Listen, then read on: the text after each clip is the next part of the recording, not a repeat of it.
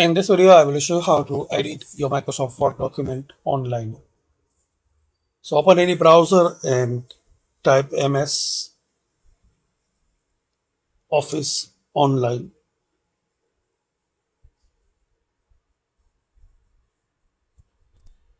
This first link, you have to click on it.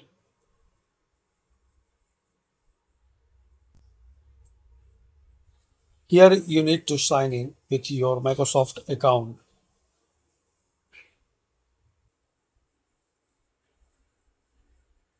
And once you log in successfully, click on Word.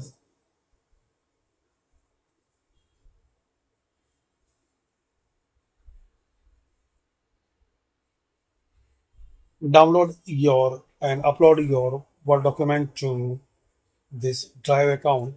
So here you will see your Word file here. Also, you can upload from here and you can edit your Word document. And that's it. Thanks for watching and comment this video useful for you.